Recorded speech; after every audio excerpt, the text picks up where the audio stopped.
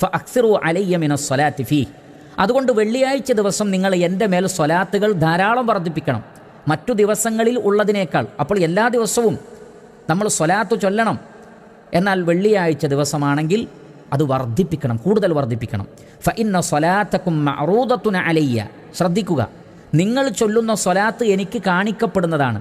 ചില ഹദീസുകളിലുണ്ട്, നമ്മൾ പ്രവാചകന് എവിടെ നിന്ന് സ്വലാത്ത് പറഞ്ഞാലും സലാം പറഞ്ഞാലും അത് നബി സല്ലല്ലാഹു അലൈഹി വസല്ലമക്ക് എത്തിച്ചു കൊടുക്കുവാൻ അള്ളാഹു പ്രത്യേകം മലക്കുകളെ ഏർപ്പാടാക്കിയിട്ടുണ്ട്. അത് നബി സല്ലല്ലാഹു അലൈഹി വസല്ലമക്ക് കാണിക്കപ്പെടുന്നുണ്ട്. അപ്പോൾ സ്വാഭാവികമായും സഹാബത്ത് ചോദിച്ചു, ഖാലു യാ റസൂലല്ലാഹ് വകൈഫ തുഅറദു സ്വലാത്തുന അലൈക വഖദ് അരിംത. നബിയെ, നിങ്ങൾ മരണപ്പെട്ട് കഴിഞ്ഞാൽ മണ്ണോട് ചേരുമല്ലോ, അങ്ങനെയാണെങ്കിൽ പിന്നെ സ്വലാത്ത് എങ്ങനെയാണ് നിങ്ങൾക്ക് നിങ്ങളുടെ മരണശേഷം കാണിക്കപ്പെടുന്നത്? അങ്ങനെ സംഭവിക്കുമോ? അവരുടെ ഒരു സംശയമാണ്. അപ്പോൾ നബി സല്ലല്ലാഹു അലൈഹി വസല്ലം അതിന് നൽകിയ മറുപടി ശ്രദ്ധേയമാണ്.